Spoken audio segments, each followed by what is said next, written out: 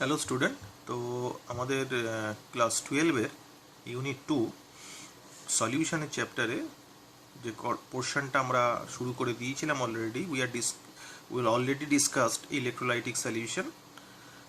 Before discussing non-electrolytic solution, basically the main part is dilute solution. We have to concentrate and recognize some important term which is known as vapour pressure. Vapour pressure সম্বন্ধে কিছু information আগে একটু gather করে নিতে হবে।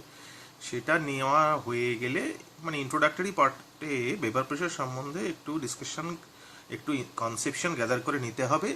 সেটা হয়ে গেলে ডাইলিউট সলিউশনের মেন কোর্সের পড়াটা বুঝতে অনেক সুবিধা হবে। ঠিক আছে। So first we have a concept of vapour pressure. Vapour pressure কনসেপ্টটা কীরকম? একটা ক্লোজ কন্টেনার নিয়েছি, তার মধ্যে লিকুইড রাখা আছে, পিওর লিকুইড। এখন সেখানে হিট দিচ্ছি। হিট দিলে কি হবে? সারফেসে যে মলিকুলসগুলো আছে, এটা অবভিয়াসলি এটা ভোলাটাইল লিকুইড, সারফেসে যে মলিকুলগুলো আছে তাদের এনার্জি সব থেকে বেশি। So that's why they are highly susceptible to undergo vapour state. তো যেতে শুরু করলো। এইভাবে শুরু করতে করতে করতে এমন একটা সময় আসবে যে সময়ে the process of vaporisation and the process of condensation equal আসবে। কিন্তু তার আগে ভেপারাইজেশন প্রসেসটা বেশি হবে, কন্ডেনসেশন প্রসেসটা কম হবে। কিন্তু এটা চলতে চলতে এমন একটা টাইম আসবে যে সময়ে প্রসেস অফ ভেপারাইজেশন আর প্রসেস অফ কন্ডেনসেশন এর রেটটা সেম হয়ে যাবে। তার মানে তখন এই লিকুইডের লেভেলটার আর কোনো চেঞ্জ হবে না। In that case we can say that condition is known as equilibrium condition. তার মানে ইকুইলিব্রিয়াম কন্ডিশন আমরা ডিসাইড করতে পারি যখন ভেপারাইজেশন হচ্ছে, হতে হতে এমন একটা টার্ম আসবে যে টার্মে এমন একটা কন্ডিশন আসবে যে কন্ডিশনে দেখা যাবে যে লিকুইডের লেভেলের আর কোনো চেঞ্জ হচ্ছে না।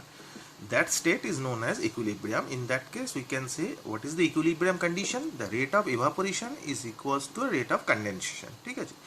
আর সেই সময়ে যে প্রেশারটা এখানে শো হবে, the pressure exerted by vapour at equilibrium is called as the vapour pressure. সেই সময় কিন্তু যে কোনো কন্ডিশনে কিন্তু সেটা নয়। হঠাৎ করে একটা লিকুইড ঢুকিয়ে দিলাম, তার ভেপারাইজেশন শুরু হলো এবং যে কোনো একটা কন্ডিশন হট করে ধরে বললাম যে এটা তার ভেপার প্রেশার, সেটা অবভিয়াসলি নয়। কিন্তু সেটা মাথায় রাখতে হবে, কনসেপশনটা পরিষ্কার রাখতে হবে। তাহলে pressure exerted by vapour at equilibrium, this be the very crucial term, is called the vapor pressure. ঠিক আছে। এখানে একটা কনসেপশন কি? কনসেপশন যেটা সেটা হচ্ছে if boiling point of liquid is higher than the vapour pressure of the liquid is definitely lower হবে। কারণ বয়লিং পয়েন্ট কখন হায়ার হবে? যখন তার মধ্যে IMF মানে intermolecular forces of attraction is greater. So if intermolecular forces of attraction of the liquid molecules is higher, then the boiling point obviously higher and vapor pressure is less. Such as মানে example যদি নিই আমি water আর alcohol. ওয়াটারে আমরা জানি due to the presence of intermolecular hydrogen bond, ওয়াটারের মধ্যে intermolecular attraction IMF is very strong in comparison to alcohol. That's why logically আমরা বলতে পারি ওয়াটার বয়লিং পয়েন্ট বেশি হওয়ার কথা অ্যালকোহলের থেকে, আর এক্স্যাক্টলি তাই হয়। So that's why water has a higher boiling point than alcohol because of the presence of high IMF. So that's why water is less volatile in comparison to alcohol. So let us see an example of liquid water. Water liquid state আছে, তার সাথে ভেপারটা ইকুইলিব্রিয়ামে এসছে।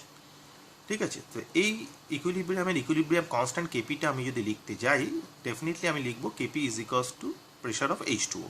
That be the vapor pressure of H2O, which is also known as aqueous tension of water. ঠিক আছে।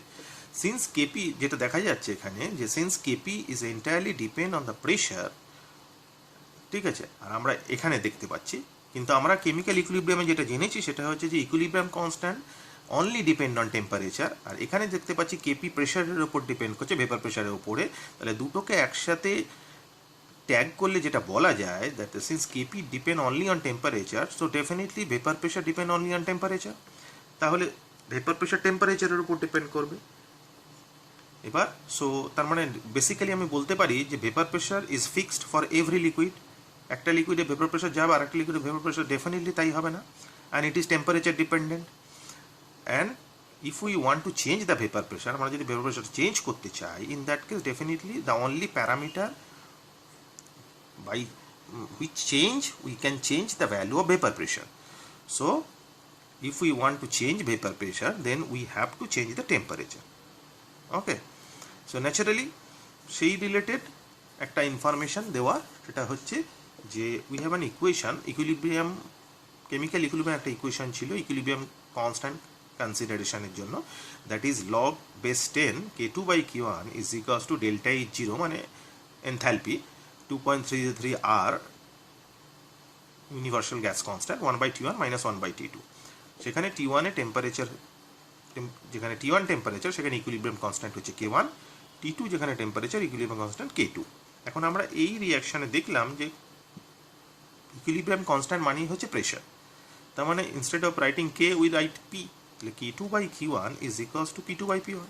তো এই কনসেপ্টটা যদি আসে, ইন দ্যাট কেস আমরা লিখতে পারি যে substituting the value, my equation is log to the base 10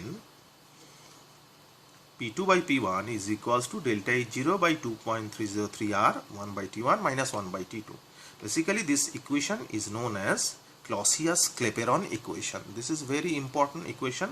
এখন যদি এখানে আমার পার্টিকুলার একটা টেম্পারেচার, ভেপার প্রেশার দেওয়া আছে, আর একটা টেম্পারেচার দেওয়া আছে, যদি তার ভেপার প্রেশারটা বার করতে দেয়, ইন দ্যাট কেস ডেফিনেটলি আমি ইকুয়েশনটা অ্যাপ্লাই করতে পারি, প্রোভাইডেড আমাকে এনথালপির ভ্যালুটা কিন্তু দেওয়া থাকবে, তাহলেই আমি তার প্রেশারটা বার করতে পারবো।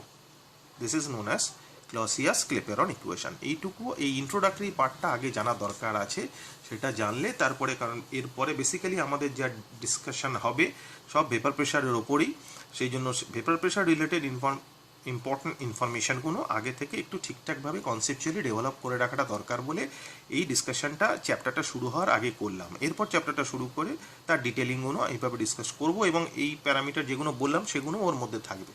ওকে, থ্যাংক ইউ।